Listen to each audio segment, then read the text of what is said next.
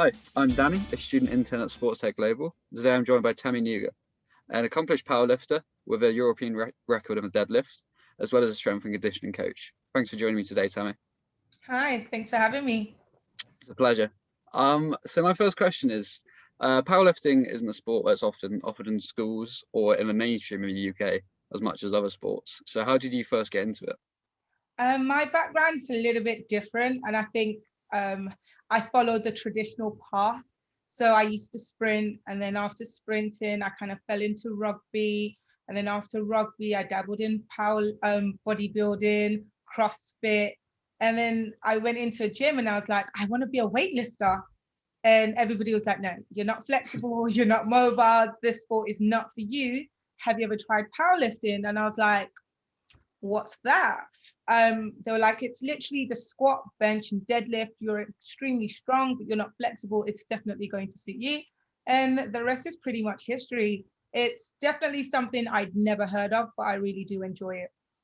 Oh, cool. Yeah, it feels like not many people get into powerlifting, just straight into powerlifting. It's Yeah, usually on the back of other things that they're good at explosive sports, and then they realize powerlifting is a thing for me.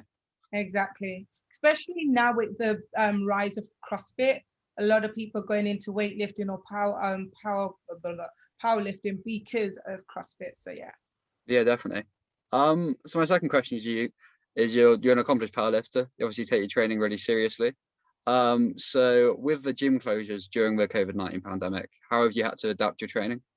I've pretty much gone back to what we used to do back in the days of track. So more compound sprints, hill sprints, um, slightly longer runs. I'm not going to lie, I hate running, but I'm a typical sprinter. So I literally went back to doing drills, mobility drills, sprints. I started doing circuits again. I got a hold of some kettlebells. So doing some kettlebell workout, just trying to be creative. And it's all about keeping that momentum going. So, strength and conditioning is pretty much that, isn't it? So, Yeah. Okay, it's interesting. And then so what kind of goals do you have for the next year? Both in powerlifting and for your business, Five Rings Fitness. we'll start with powerlifting first, because as you can see, that puts such a big smile on my face. I really do. I want to retain my title as British champion. So it'll be 3 years running.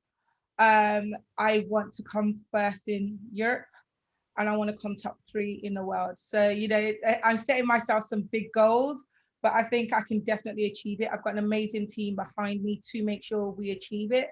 And regarding Five Rings Fitness, it's trying to take health back into health and fitness.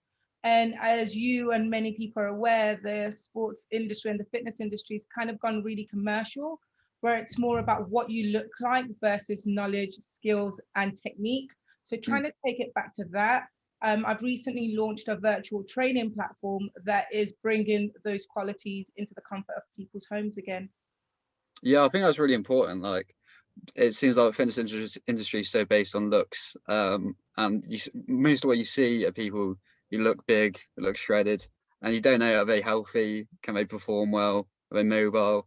It's not really put at the forefront. So yeah, I think that's like a really interesting way to actually like really like important messages to push. But it's Have you performance and health noticed? should be more important. Exactly. And have you noticed, just because somebody looks good doesn't mean they know how to teach you to be good. I always use the example, Alex Ferguson, I don't care what anybody says, is and will always be the best manager in history, right? But he Yeah. wasn't the best football player. And it's that kind of thing. Showing to people, yes, you want us to be fit and healthy, but we still have the skills to get you to your goals. We may not necessarily be an elite football player, but we know how to get you to become one, if that makes sense. Yeah, it definitely makes sense. Yeah. Yeah. Anyway, yeah, thank you for speaking to me today. It's been really interesting chatting to you, and wish you the best of luck with your goals. Thank you very much. Nice speaking to you too. Have a great day. You too.